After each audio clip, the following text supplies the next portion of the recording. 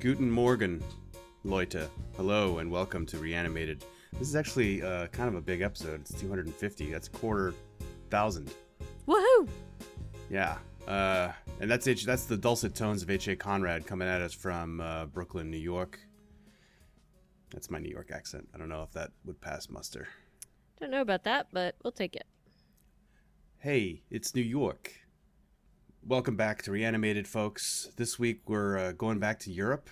Last week we were in Germany. This week we are in Italy for the end. And we do have a lot of news, though, to get through before we can get to that picture. Before we get into the real news, just want to throw out, I don't know if you saw the New York Times issue from today, but basically on the front page, because we're approaching 100,000 deaths in the U.S., they printed 1,000 people. Yeah, I saw that yesterday. And it is sobering, and I think an attempt to make it not just a number and to make the impact of it hit home, because it feels like sometimes that's not happening. So yes, sobering, but I think an important thing. So just throwing that out there. Yeah, we're coming up on a shitty milestone. Yep. Of just to underscore how shitty this whole situation has been. Other milestones, we're at coming up on 5.3 million cases worldwide. Still chugging along at about 100,000 new cases a day. Yep. Globally. The USA is at 1.6 and change. And still, generally, we're clocking in more than 20,000 a day, but I think we've actually been seeing like a lessening, a lowering of that number. Right. Like in New York, just the last couple of days, they've actually been under 100, which is for us a big 100 deal. 100 deaths, wasn't it? No, 100 new cases. New cases, okay. And it might have been deaths. Hang on. I thought I saw either way, it's lowering things are looking a little up. bit. A little bit. A little bit. And certainly this thing is far from over worldwide, because remember how we went over the top 5 last week and I was like, Russia, where did they come from? And now Russia is in 3rd place, with Brazil being in 2nd place. Well, like not coming up from, not like out of nowhere, but holy smokes, Brazil was not in the top 5 last week, and now they're at number 2 with almost 350,000 cases. Well, and it's not that they weren't there before; it's just that they weren't being reported. Same thing with Russia. So Russia had like almost, over like 8,500 new cases, like reported just this week. And then, in terms of like they're just like skyrocketing, but it's more because these are now being reported as opposed to what was happening before, which is they were trying to keep it on the wraps. Brazil, same thing. And their president has basically said, everybody's fine going outside. So really no measures had been taken. And look, I've been seeing a lot of the rhetoric, and everybody's like, it isn't so bad, let's open up the U.S. economy. Well, dudes, the reason why it hasn't been so bad is because they took those measures. Like, these numbers would be a lot higher had measures not been taken. And ultimately, the goal is not necessarily so that people don't get it. It's to slow it down so that the people who do get it can be treated effectively versus having to decide who can be on a ventilator or not. I will get off my soapbox now. So it's such a tall soapbox. So we are looking more and more like we're reopening. People are talking about how locally here, people are just kind of like in F-it mode. It feels like a lot of people are still taking it extremely seriously, but I feel like we just reopened outdoor seating at restaurants as of this weekend. We've opened parks with the exception of beaches. I know some Southern California beaches have reopened. We've reopened drive-through church services, despite what the president would prefer, that we were just like, everybody can go to church, pack them in. We're not there yet, but although Newsom was leaning towards appeasing him, right. I'm not sure what that's going to look like, but...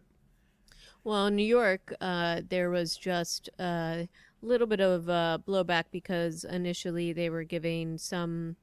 they were allowing groups of 10 or less to gather, assuming all the precautions like masking and that kind of thing were in place, but only religious groups at first. And then they had to walk that back because ACLU basically sued and said, why just religious groups, right?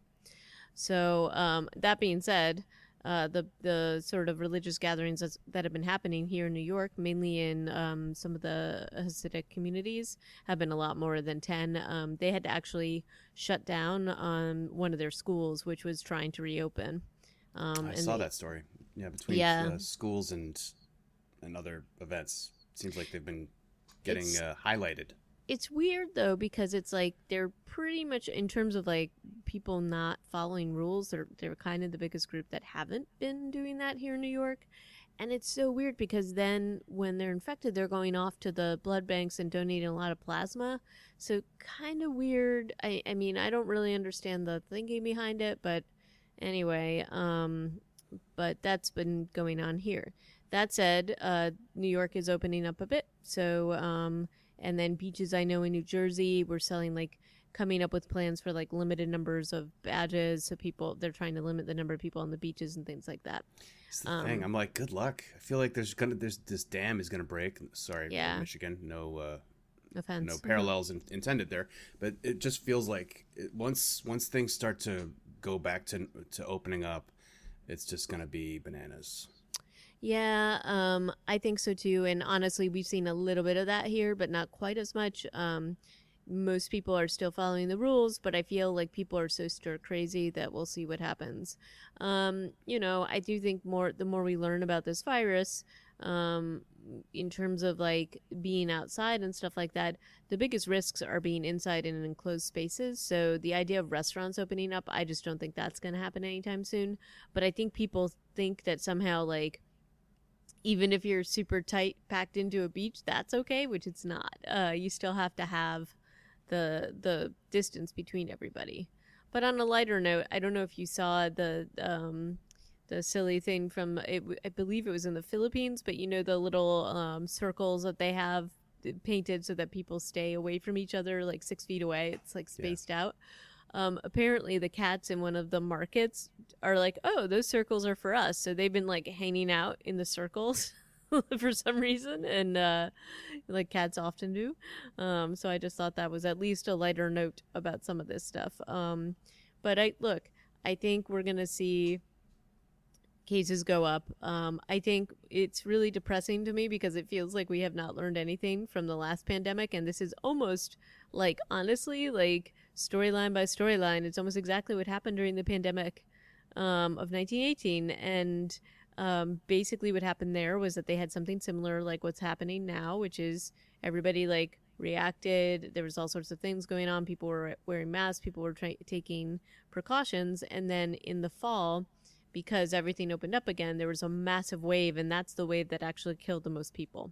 Yeah. So and it's sort of disturbing to me that it's almost almost on the exact same timeline. So in terms of when all this stuff is cropping up. So look, I'm hoping for the best, but I don't have all that much hope. So no, I think the momentum is swinging towards reopening in a manner that the jury has to be out. We don't know how it's going to go, but yeah, there's bad historical precedent for sure. Let's talk about some of our news. Some of it's even virus related. Do you want to start with your virus related news? Yeah, this was just kind of an interesting thing because I think that people's minds are on this stuff given what's happened with this particular virus. But it was an NPR piece, and you can read the piece too. And we've talked about this before, and it's also been the premise of several movies and TV shows. But basically, there's the concern that because the permafrost is melting, that there will be some kind of virus or viruses that are let out into the wild. It was a weird story because it's there's all these people at this particular site, basically looking at all the people and the animals that have been frozen here. But in one point they're like, oh, cute, what a cute little paw, and I'm like, ooh, that's dark. I mean, and granted, these people and animals for the most part died over 800 years ago, but still, it's a little a little dark. But basically, the gist of this is that they have taken tissues both from people in this permafrost and people that were sort of and taken samples from people that died of the 1918 flu and found that they couldn't necessarily grow things from those bodies in a lab. So apparently the virus is defunct as far as they know, but there were incidents of like, there's anthrax and other stuff that definitely has some legs. And the sort of scarier thing at the end of this particular interview / article was it's like, oh, we don't need to worry about the permafrost, but we do need to worry about what people are doing in the labs because they're like culturing these like weird ancient or older viruses. Did you get to read it or no? Not. I mean, I feel like I know this premise so inside and out at this point. Like it kind of ended on a slightly dark note, but still very interesting. And anyway, and then jumping into speaking of pandemics, contagion, all that fun stuff. The Stephen King remake of The Stand is supposed to be coming out. It's a new adaptation. I have to say, I love the idea of Alexander Skarsgård as Randall Flagg. I think he's a really good choice. But apparently, I will tell you the thing that I'm really annoyed by is that, and maybe they made this decision, it feels like they made it before all this happened, but some of the best parts of that particular story is how the virus got out. That is hands down the best part of that book is the first third of it. Right. Yeah. And so they're talking about not doing quite the 10,000 foot view of that. Instead, it's focusing on the individual stories. That could still be good, though. It could be good, but like, man, what made that book was that beginning part and how all of that unfolds. And I get maybe they want to, because it's a new adaptation and they're changing some things around, that maybe they want to take a better look. They have Stephen King involved, which to me is a little bit of a double-edged sword because I think he needs an editor all times. I think he is a fantastic storyteller. I think he is great at creating worlds, but he needs somebody to help him like rein certain things in. And the end, case in point, like the ending of that story was pretty weak. Like it started out so strong, but in my opinion it was like super weak. And they supposedly have changed this, so they're not sort of indicating exactly how they've changed it. So they've changed the end, but they still have the characters of Flagg and Mother Abigail. With Whoopi Goldberg playing her. And to be frank, those are the two weakest elements of this. I love Alexander Skarsgård. I think he's going to be good in whatever he does, but unless they can rein in the good and evil, and it's going to be about good and evil. And I just feel like if you make a movie about a disease, maybe don't make it about good and evil. I don't know. Right. So I don't know, but he looks great. The stills of this, he looks awesome. So I don't know. It's and Whoopi Goldberg. I will say that the woman, and I apologize because her name is not coming to me, but the woman that they cast as Mother Abigail in the miniseries was awesome.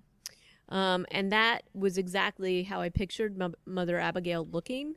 Yeah. I'm not sure that Whoopi Goldberg is fulfilling my vision of that, but she is a great actor and I loved her in Star Trek and I've loved her in other things, so maybe she'll surprise me, but and maybe this will be a different take on that character, but I we'll have to see what happens here. I'm still gonna watch it obviously because I love Stephen King.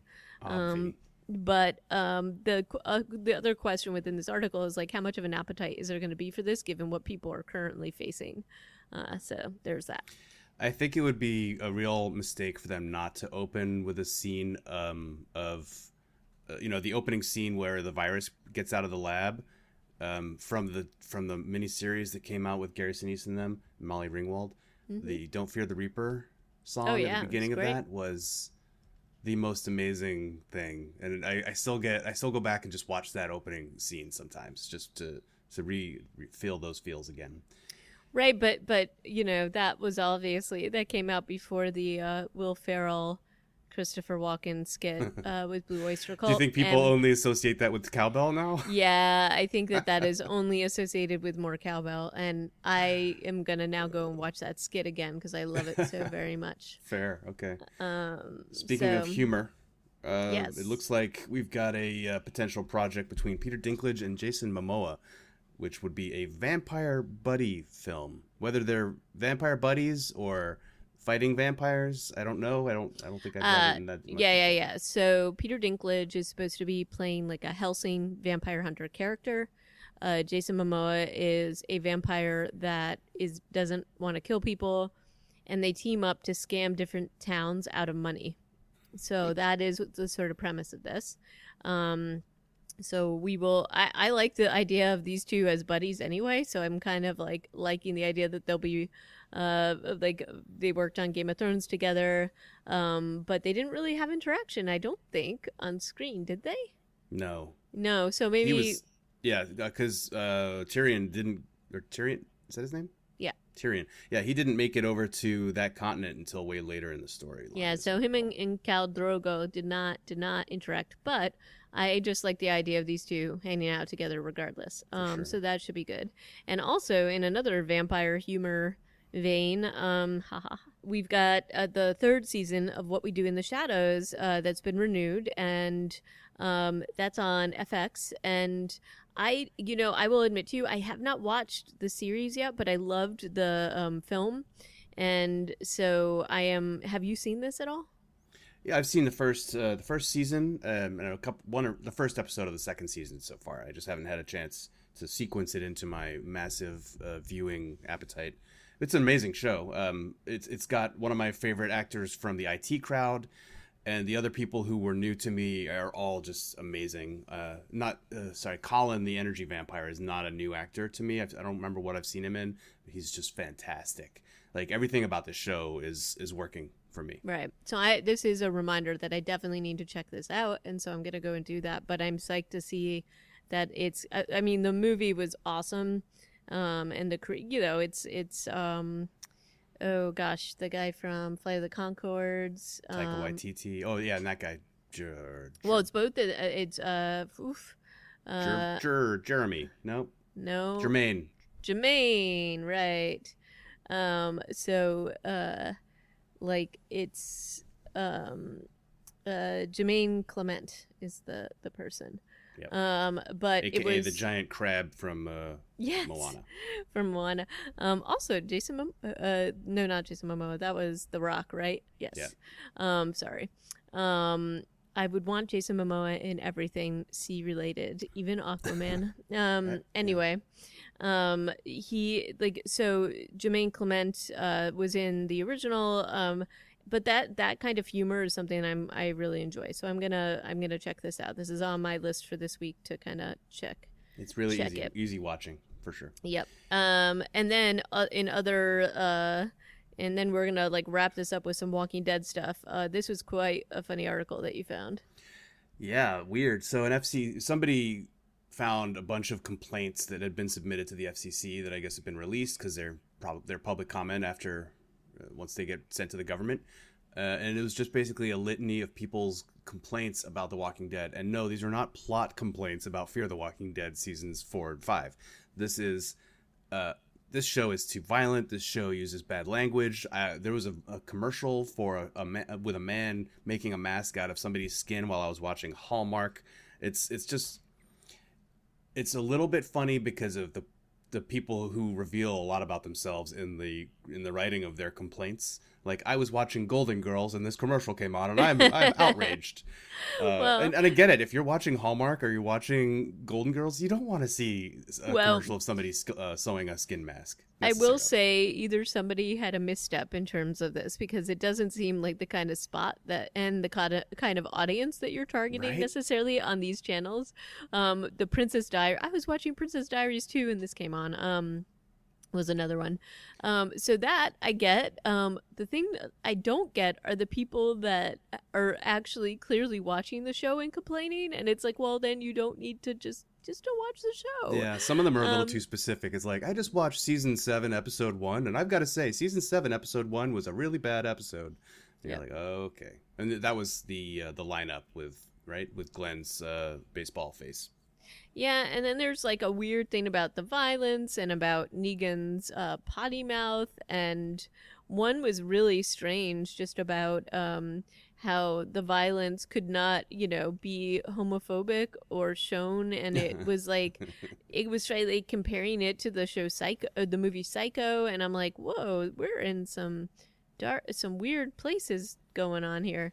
It just felt like some of it was like very, very specific and seemed a little weird to me. But anyway, I feel like even some of these had to be like somehow not real. It felt like a couple of them could be Oh, just silly. I see and hear enough public comment at government meetings, public meetings, that It's real. it's It's 100% for real. real. There is no limit to the insane crap that All right. Well, sorry, the insane valuable public input I think that that you can hear.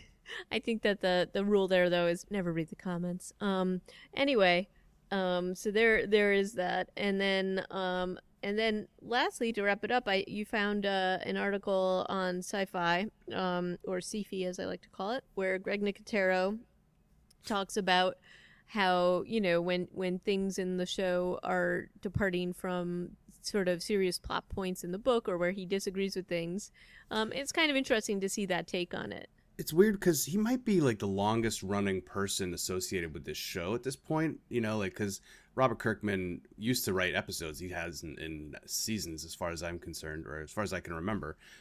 Scott Gimple wasn't always the showrunner. We've gone through, actually, I think he's the third showrunner, and now he's not even the showrunner. He's the overlord. So, but Nicotero has been involved since day one, right? Yep. So it's his opinion here is important, but it's kind of also interesting to see where he agrees with Robert Kirkman and where he clearly thought the story should have gone a different way from Robert Kirkman.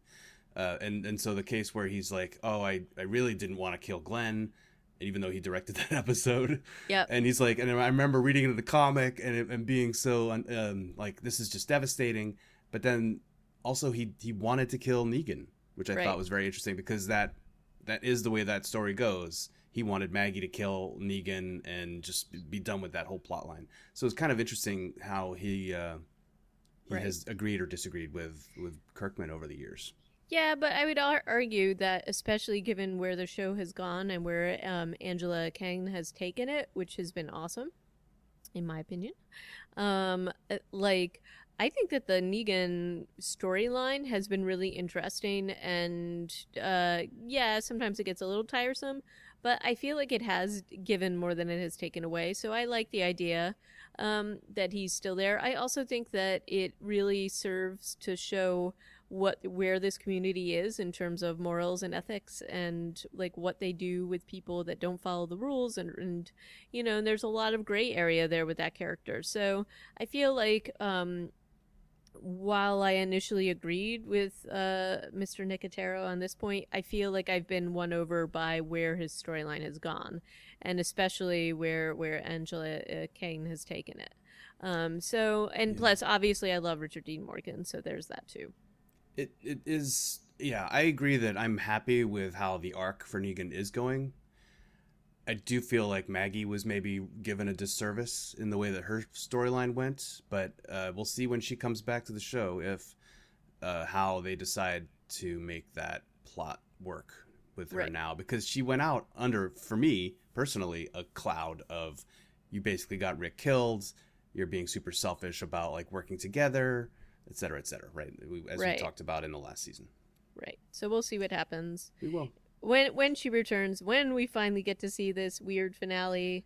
Yeah, there's still no dates out there. I was doing some scouring earlier, and no dates. Well, similarly, and there was an interview with Lenny James about Fear the Walking Dead season 6, and he's like, "Yeah, I don't know. We're still, everything seems to be suggesting we are still moving towards relaunching the show, but I don't know when that could happen, because there's literally no way to social distance when you're shooting a show like this. We're just on top of each other on camera."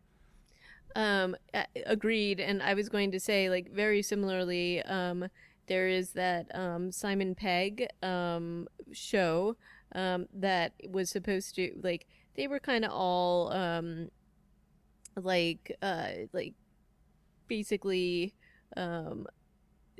talking this up in the fall, in the summer, and it's supposed to be an Amazon series, and it's with our favorite zombie duo, Simon Pegg and Nick Frost, and they were filming it all throughout the fall, and then there was some like talk that it would be released in early 2020, which it obviously has not been.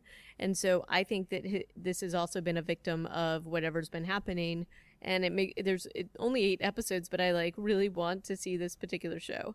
And they're paranormal investigators apparently. So is this a la Cornetto trilogy or like separate? No. This is totally separate. And so that's like, it's a little bit Ghostbusters, a little bit other, like probably like a conglomeration of a few of these kinds of stories.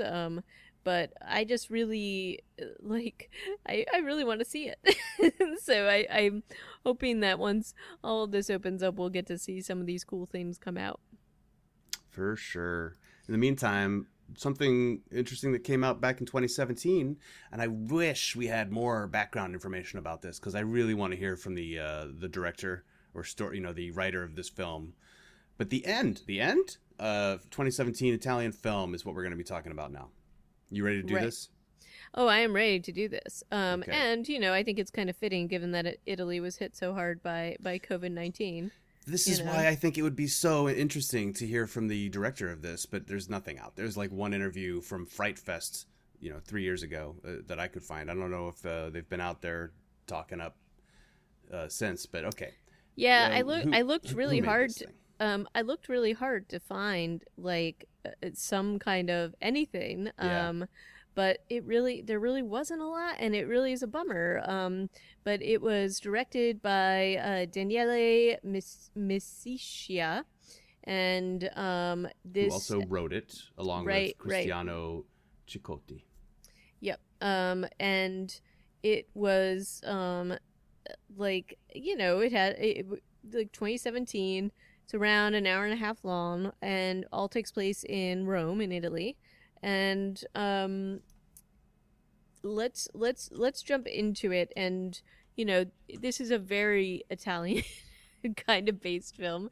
Like, it's got a lot of tropey Italian things going on. But the main character is a gentleman named Claudio Verona. He's very yelling his name all the time. Yes, and he's also played by an actor named Claudio Camilli, so that's kind of funny. Wait, I thought he was played by Alejandro Roja. Oh, was he? Alessandro. Oh, maybe sorry, I missed. I'm pronouncing that like it's a Spanish name. Oh no, sorry. Claudio Camilli was Marcello. Apologies. So it is Alessandro Roja. So I guess, sorry, there was a bit of trivia that apparently was incorrect. So anyway, the cast Alessandro Roja is Claudio Verona. And then we agree to not do the Italian up and down voice anymore? All right, we can do that. Anyway, he is the main character. Claudio is the main character in this film, and he is a businessman. You get a lot of what he is about immediately, and basically this whole story follows him throughout the film. So there's other people that kind of come and go, but he is the main character throughout the film, the main focal point.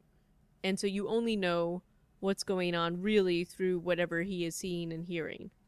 Not really. Although you're not, else. It's not like first person, but the camera never really leaves much further than a few feet away from him, with the exception of a couple of outside time is passing shots, Right. And I think they do a great job at setting up his character immediately. You know who he is really quickly.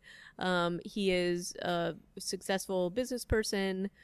He gets driven to work every day. He has no time for anybody. He's a jerk. I would say the reason, the fact is, it's true that you get to know who he is really quickly, but it's also kind of its weakness because there isn't a lot to this character. He's a pretty basic character. He's basic in the worst connotation of that word. Yeah. He's just he's a jerk.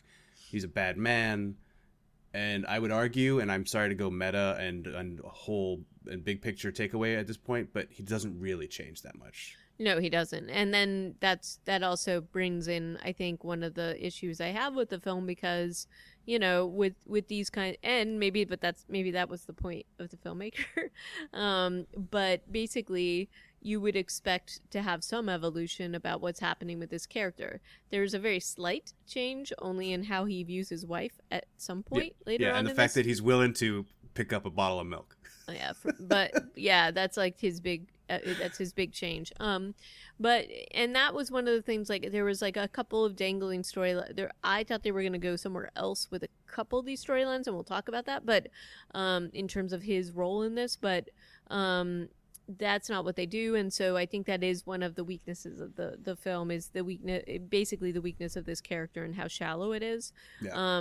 And some of the things I did like though is that there is a bit of there's a little darker sense of humor. Like he's getting driven in to work as the film opens up by a driver, not his usual driver, and it's pretty clear that the driver, his usual driver, gave this sub a chance to kind of pitch himself to him as like an intern or like a job opportunity, because he's trying so hard to get an opening there, and Claudio is not giving him the time of day.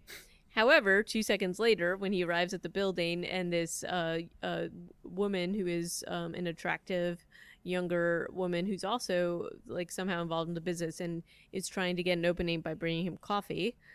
She's already an intern in the business, but he's like, yeah, he clearly favors her and is like, talk to so-and-so and you can be on my team. Right, but then it becomes like really clear why, because he then jumps in an elevator with somebody also at the company, a woman who he's also had an affair with, and it's pretty. I mean, look, this is a very Italian film, and a couple years ago, little bit like before the Me Too stuff, so it's like it's Italian, so maybe they would still have done it, but he's pretty much assaulting this woman in the elevator and trying to like force her to kiss him and to admit that she liked having sex with him, and it's kind of offensive. He also admits that he's been married for 5 years and that their whole relationship has come about and fallen apart in the time that he's been married to his wife. So right. He's establishing that who he is, and he's been a jerk to Ricardo. He offered a job to the intern, which wasn't necessarily a bad thing. Honestly, it almost felt like the nicest thing he did in the whole film. Right, and Sylvia. Then, as he's ogling, though, Marta as she walks past, and then Right. what he does to her is grounds, I think, in a zombie movie or a horror movie in the United States. It's grounds for him to either be killed or be forced through a very painful character arc. Right, but hey, that's not exactly what happens. Well, sort of, I guess. But anyway, I will say, in terms of like the cost of the film and the sets and whatever, they really didn't have to do. I mean, there are scenes in the car. We get some outdoor shots, some exterior shots, both at the beginning and the end. But the majority of this film takes place in an elevator, and it's with him stuck in this elevator. And to be fair, the hallway outside the elevator is very heavily used also. It is, but the majority of it is just from this very kind of small set point, like vantage point. And again, some holes here, but the sort of basis for his whole story arc, or where the situation that he's in, is that he gets stuck in an elevator. This has happened before. And this is where it all starts to go off the rails. Like initially, he thinks it's just like what happened the prior month, which is that he had gotten stuck. And he starts like yelling at all the workmen and all the people like that are supposed to be helping him get out of there. He asks for the numbers for the engineers that are on the roof, which, by the way, I don't think anybody would ever have given this guy. I think they would give him a wrong number. Does he own the building, or is it his company? It kind of feels that way. Kind of feels like his company, maybe. Based on the amount of times he yells his name like it should mean anything to anybody. Right. But and by the way, this company is called Panopticon, and that should mean something to me. I think it just means like all-seeing eye or something along those lines. Something like that. And again, this was like, we'll talk in a minute where I thought that was going. But he, like, he's just a really unpleasant person. And, he's got like a call, like, there are different points, even from like the beginning when he's riding in the car to work, where they're trying to let you in on what's happening in the outside world, and like many old places. Radio in the car. Turn off the radio. I don't want to hear that. Yeah, they're desperately trying to tell everybody what's going on. Of course, the information is not clear. Like it's like hoodlums have been invading downtown and causing problems in these neighborhoods, and he's like, turn that off. I'm reading my prospectus or whatever. Right. And his biggest concerns as he rides up in the elevator are about this business meeting that he's really upset about missing because it's like key. And his assistant Sarah, he basically keeps telling her to tell the guy, like, smile at the guy and give him coffee to hold him there, as opposed to like anything else, which is kind of dumb. Just tell the dude you're stuck in an elevator. Who cares? But anyway, it swiftly goes from that to being concerned about what is happening on a broader scale. And this is pretty quick. We also have a phone conversation with Lorena, his wife, where she's like, she sounds a little needy, honestly. She's not like, she doesn't come across great. They cry a lot together on the phone as the movie goes along. And she's just like, oh, can you get some milk? And he kind of flips out on her, but it doesn't seem that bad. But it's supposed to be this key conversation because it's one of the last things they talk about until before the action starts. And later on in the movie, he's like, oh, the last thing I did, we had a fight about milk. And I'm like, I mean, you kind of did, but also she asked you to buy milk and you were like, there's no way I can get milk today. Absolutely impossible. No milk. It's going to be a crazy day. But then, he's supposed to hold on to this conversation for the rest of the movie. But at the time, I was just like, yeah, but this is how he acts to everybody. So yeah, sure. This isn't like standing out as something, I don't know. Yeah, something different. He also just, in terms of his relationship with his wife in general, I think they could have done a better job at developing that How are you supposed to? Like, it's all on the phone. I mean, yes, we've seen, there are other movies that have successfully developed relationships through the phone and radio. And frankly, him and Marcello do establish a decent rapport on the radio. After their initial face-to-face, and it's all walkies for a good chunk of the movie, they seem to have a little bonding. Right, much more so than you even see with his wife, which is weird. And granted, they have her potentially bite the dust pretty quickly, but still, it like you could give a little more than what we saw, and that's one of the issues I have with it. And then the other issue I have with it is the pacing of this movie.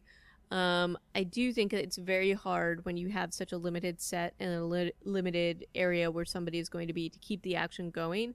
I think overall they were pretty successful, but there's some pretty big plot holes about him being stuck in this elevator that really just bothered me.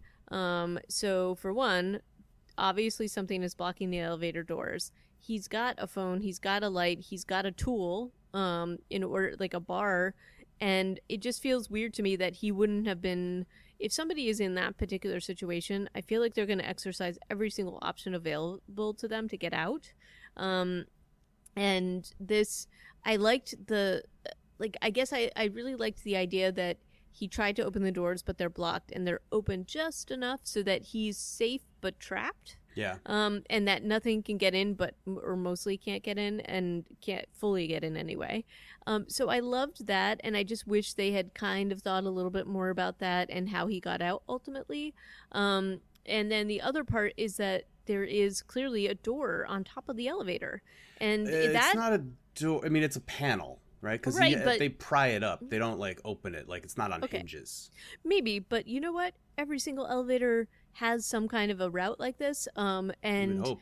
And as I've as I've said before, I in pre-pandemic times, I worked in a building with these kinds of elevators. It's an older building, so those elevators, unfortunately, a little bit better now than they used to be, but they used to break down quite a bit. And one of my coworkers at one point had to be rescued, and they had to bring up another elevator to be next to it, and then had them walk on a piece of wood across to the other elevator, which he was like, yeah, this doesn't seem like a good idea.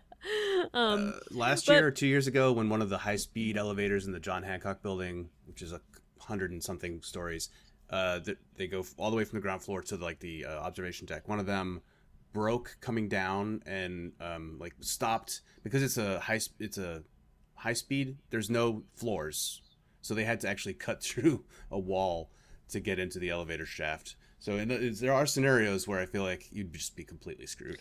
Maybe, but given that they did give this option eventually with the panel, I just feel like, and he's got like the stick thing, the metal There's bar. a lot of things that Claudio doesn't know how to do or think about. Like he's a very shallow. He's just a character who doesn't have a lot of options, unfortunately for him. Yeah, but so this didn't bother you at all? Because this bothered me. Okay, but I do think like you said, it's an interesting conceit to have this the guy in the elevator with like a glimpse of what's going on. He's kind of safe. He's basically safe, except that he should probably be dying of thirst or something because he keeps pouring water all over his face. But not drinking it. I mean, great for him for taking a bottle of water on the elevator, but maybe drink more of it next time. Also, that bottle seems to be lasting a really long time, despite the fact that he keeps dousing himself with it. But I guess what I'm saying is that I would have liked to see like maybe something switched with like the power being something switched so that he was able to get whatever that block was out. And then maybe, or not sooner, but maybe to me, it felt like there had to be a reason why he was blocked in there, not just that weird little thing. And secondly, I mean, they show it a lot, but they don't really show you why. Yeah, and by the time you see it, you're like, this is just a loose piece of machinery that apparently doesn't. What? Why is it blocking? Why is it so hard to get off the door? And then the other part with the ceiling panel, it's like I would have like at least like to see him try so that you could understand why that wasn't an option. Yeah. Like either he couldn't get up there, or it was stuck, or it was a 2-man job, which it probably was, but it just feels like a weird option not to at least have him explore. And I think it would have made it more interesting, especially with his interaction with Marcelo. So anyway. So there's another really interesting or fun something that made me chuckle as the movie was going on, and it's not like supposed to be a joke. I'm pretty sure it's supposed to be part of Claudio's flawed character, is how many people have to tell him to calm down. And I know. So I think the first person to tell him to calm down is the mechanic in the basement, and that's even before the zombies show up. And then eventually that guy tells him to calm down. I assume this guy's in the basement. I just feel like he is the building engineer in the elevator.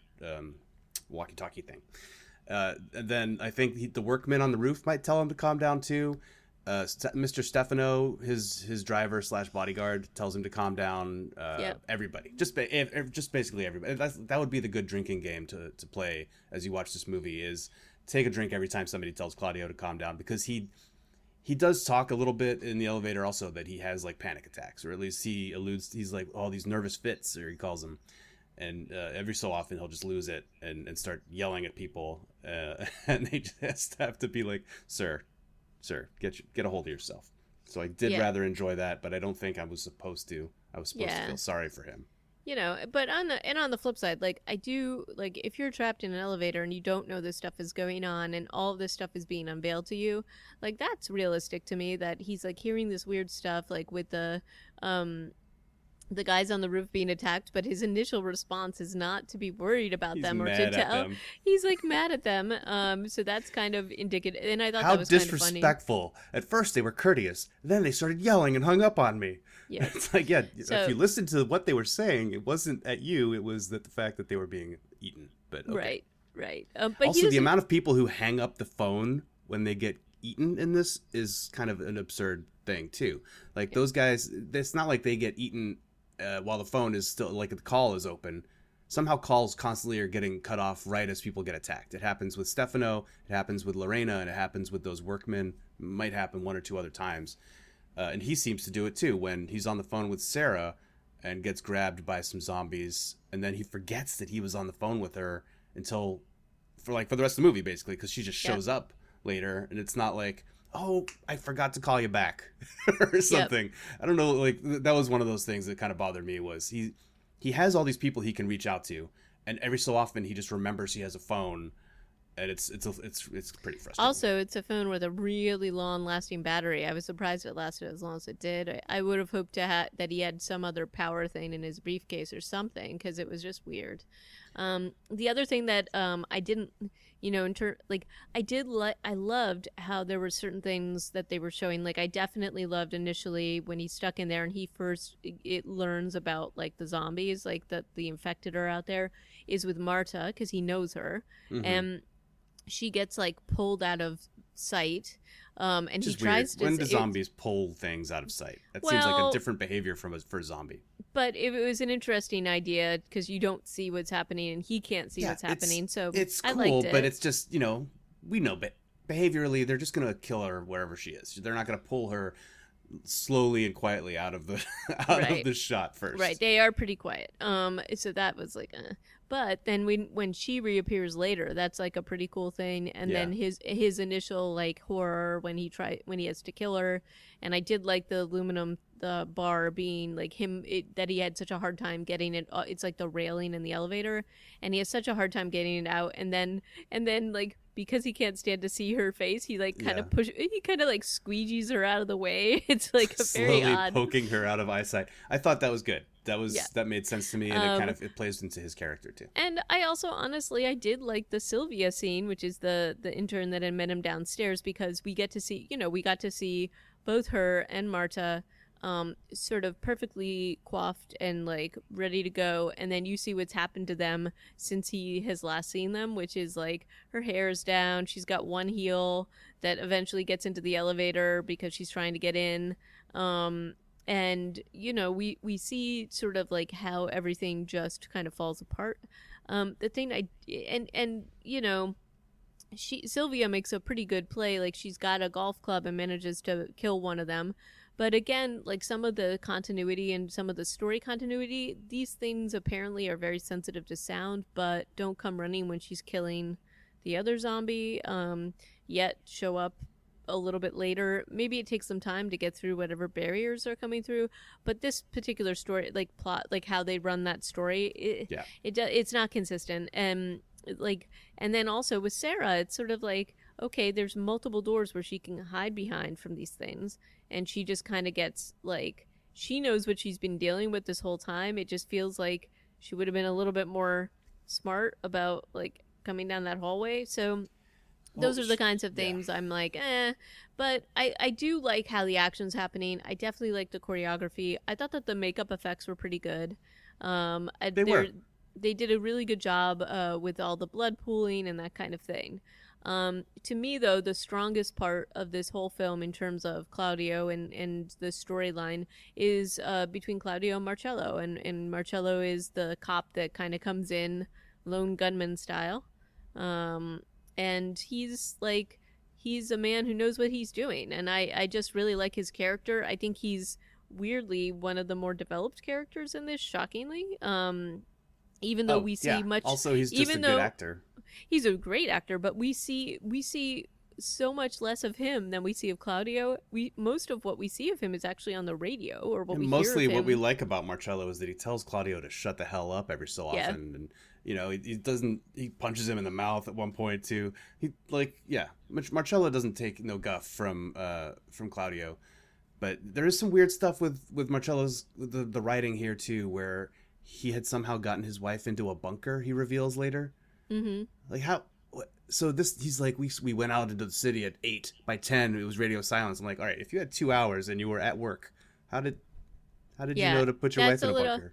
That was a little weird. And the other part is, I thought where they were going with this, because Marcello talks about how, and again, in current times, this is like a dangerous premise to throw out there, but Marcello is basically like, this virus was he's giving Claudio some background of what's happening outside, and I get that, but he's basically like, this wasn't started by an animal, this was started in a lab, which, dude, most viruses are by animals. Clearly this is triggering me, and I'm like, man, yeah, it's not the Middle Ages. All viruses are made in labs now. And I'm like, oh, that's fantastic. Oh, yeah, I know. I was thinking the same thing. But the thing that really doesn't... So where I thought they were going with this is that Panopticon was like the company that created it. I thought they were going to show some paper or something that would tie that together somehow, that ultimately Claudio was in part responsible for this whole thing. Because he's such a dick that I felt like that would make sense. And then I thought maybe this would do something with his like either he'd get killed off or something would happen so that, I don't know, they would take this somewhere, and they didn't. And so that's why I was looking for interviews with the director and the writer, because I was like, oh, maybe there was something we missed here that got edited out. That and could they have been a just nice couldn't, twist, but it also would, yeah, that would have been a nice twist. and that they just couldn't make it work. So I was really curious, and I'm still going to keep looking, but I just couldn't find anything about this, and I would love to hear. I'd love to see some interviews just to learn a little bit more about it. But Marcello also gives Claudio a handgun at when they first meet. He kind of shows up and he's like, "Oh, you're stuck in there, but they can't get to you, so it's all good. Let me go get a generator going." He's super helpful. He wants to really help Claudio and get him out of that elevator. Nice stuff. But he gives him I think it's like a 45 Beretta. It's a pretty big sized handgun. But honestly, if I was Marcello, as soon as I see how this guy is holding this weapon, I would take it back from him and be like, you know what? On second thought, you don't need a pistol. You're fine. You've got your pole and nobody can get in. Because he has his finger on the trigger and he's pointing it at Marcello the whole time. He also, I feel like he looks down the barrel of it a couple times. This guy, Claudio, has no flipping idea. He's like never seen a movie about guns, with guns in them before. So well, it's kind of but scary.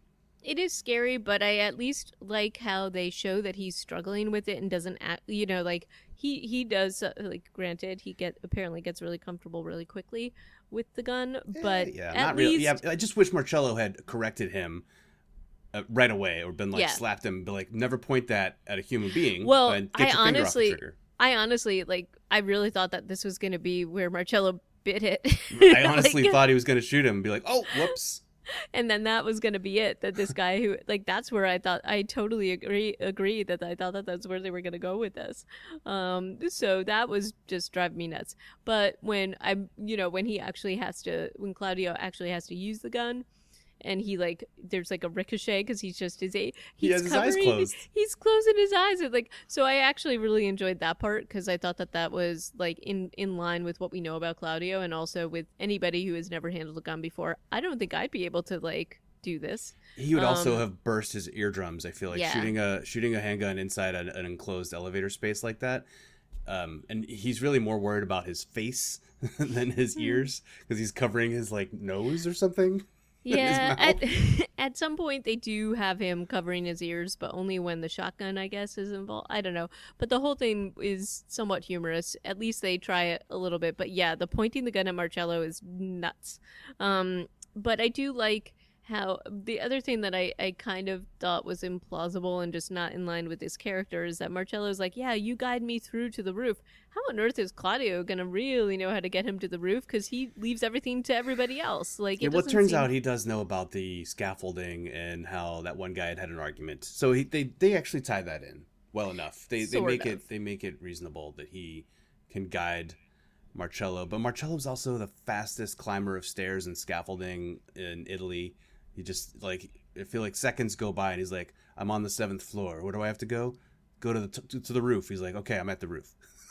He's like, what? Okay, whatever.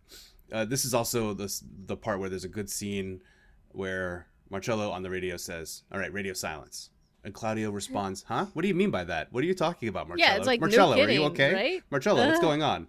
And so I just wish Marcello had been able to reach through the radio and punch Claudio again. Because I'm sorry, you don't have to understand radios or protocol to understand what radio silence means. It just means shut up. And Claudio keeps going like, oh, excuse me, excuse it. Like, he keeps like being loud, and it's like, okay, you're gonna get Marcello killed, dude. Like, stop. So that part drove me nuts, but it was also kind of funny. And it's just none of it goes to creating a sympathetic Claudio at any point, really. But I don't think they're trying to. So to be fair, and then the most exciting, like, Claudio thinks that Marcello is gone because he's heard over the walkie-talkie that he's been attacked. But before that, managed to turn the generator on, so there's lights now back in the elevator. We've got I feel like the generator actually makes no difference. It doesn't. It's really just a conceit. It's just a strategy to get Marcello to leave Claudio alone to go do something that is potentially useful. But honestly, it's not the elevator power that's blocking the doors. It's the gizmo, and the gizmo is loose. It's not attached to electricity, right? So It shouldn't have made any difference. But whatever. But and then the most exciting part of the film is when Marcello manages to get to the top of the elevator, get in, with the help of Claudio letting him in, which I was, okay. So why, if Marcello manages to get to the top, why wouldn't he just pull Claudio out? That's the thing that I'm really confused by. Yeah. Because I guess because there's no way to go down, they'd have to shimmy up, maybe. Maybe, but I mean, it just seems like kind of weird since they know that the door is blocked, and then Marcello's a pretty big dude. Yeah. So for him to get back up into that elevator once he's down inside of it seemed unlikely to me. And also, there's the part where Marcello knows that he's been bitten. He's ready to go. He gets. I think he goes into the elevator just to not be alone when he's dying. Maybe, but just felt kind of strange. Yeah. I do like the moments between Marcello and Claudio here where they're talking about their wives and Claudio admits that he's a dick. But Marcello's telling him all the stuff about his wife and the outside world and all that This stuff. conversation comes about, and maybe this is cultural and I don't understand it, but somehow they're looking at pictures of Marcello's wife, and Claudio, who has overheard Compliments. Lorena dying, he thinks, is like, oh, hey, yeah, your wife's pretty hot. Yeah, Congrats. it's very odd. Just and he, like 5 minutes before in this movie, he had a pistol in his mouth. I Yep. don't know. Like, okay, that's fine.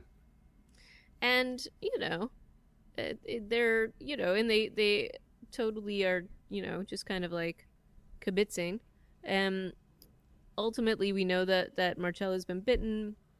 And This is back the and weird... forth is very annoying too. Like It is Marcello very has a annoying. reasonable request of Claudio, which is, "I'm going to take a nap. I'm tired. I want to take a nap. Once you know I'm asleep, shoot me twice Kill in the me." head." And Claudio's Claudio- like, "No, I will not." And so Marcello punches him and then takes his nap anyway.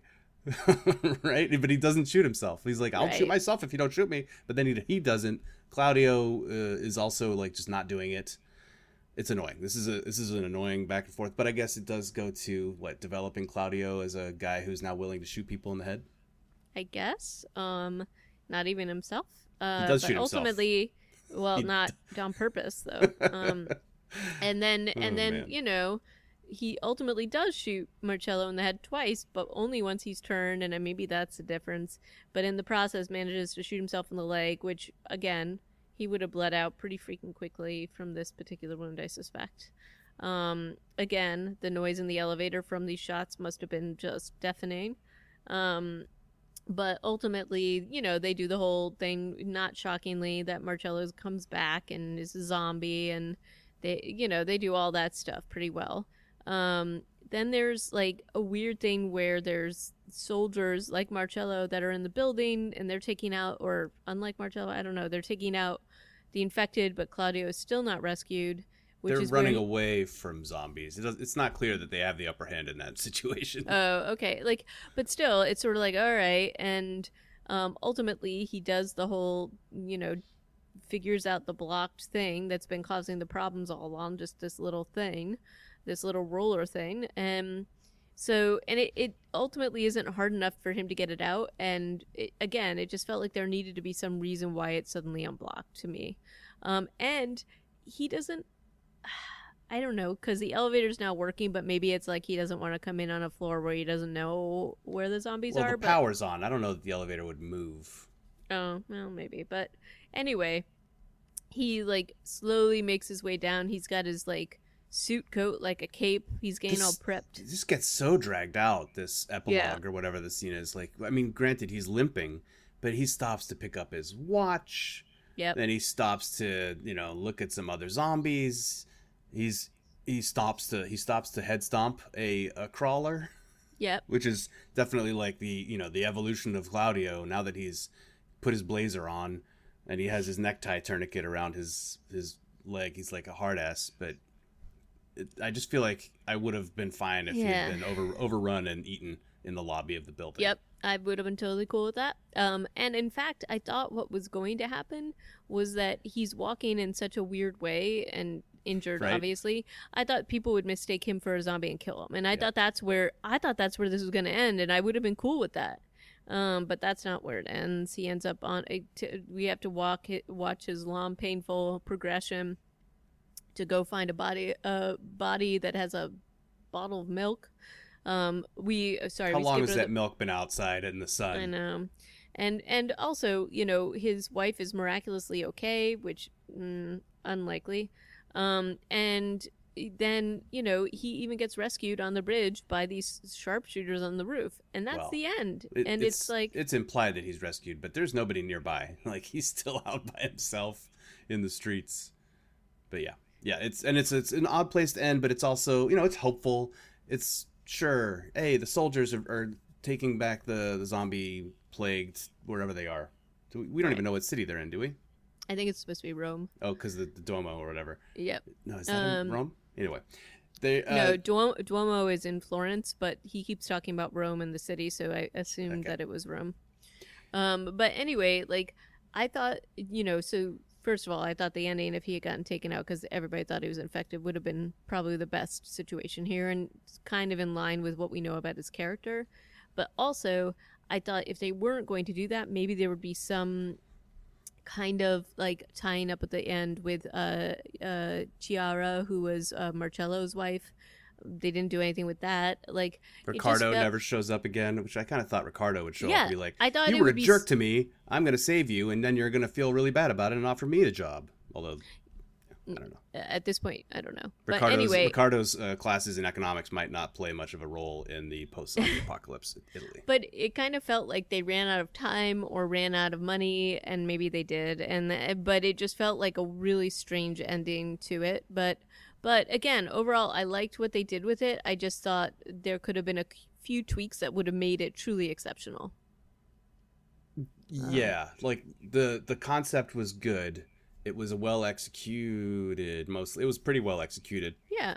Small picture, but there were just, Claudio ultimately was never really likable. Maybe this is just an American audience thing where we want our protagonists to learn something over the course of a film beyond, oh, okay, I'll get you some milk on my way home from the apocalypse. Right, but if they're not going to learn something, then they should be taken out. They don't get to survive. And we see that. I mean, that's just kind of one of the rules of zombie films. And so, I just feel like it's a little, to me, it was just a little lackluster. You get the impression that the filmmakers are like, oh, he acknowledges that he's a bad man, therefore he is redeemed. Maybe. But again, I liked the cinematography for the most part in this. I thought that the actors were great, though I think Marcello by far was the strongest actor in this, in my opinion. Yeah. And who was actually played by Claudio Camilli, as we now know. But I just thought that overall, I liked it. I liked the premise of it. I just wish that they had sort of had a few tweaks. And some of this also may be cultural. Like, I think there's definitely some cultural things in here that are probably not hitting with me because I am not Italian. So, maybe it's just a different way of looking at it. But overall, I definitely liked it. And it was it felt, but just because of some of the choices that they made, it felt a lot longer than an hour and a half to me. Yeah, it kind of does. It does feel a little long. There are a couple too many. There's maybe one too many coworkers going by the elevator and saying, "Hey, Claudio, what's going on out there? Let me in." Maybe the guy with the beard is unnecessary. Yeah.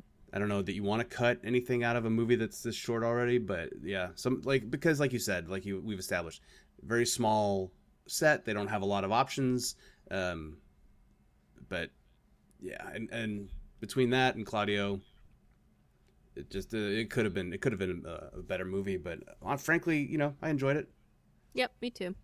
I think it was definitely worth a watch. I would watch other stuff by this director. I think it was good. So, so what are we going to talk about? So wait, did you have any other comments about this before I'm good.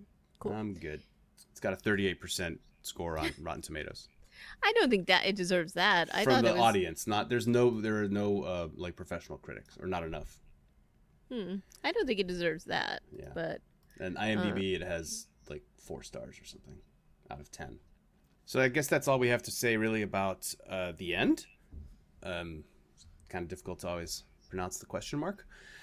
It was fine. It was good. It was fine and good. And we thank you for the recommendation from Kevin. And we will move on next week to the Indian series that we had talked about a couple weeks ago, Batal.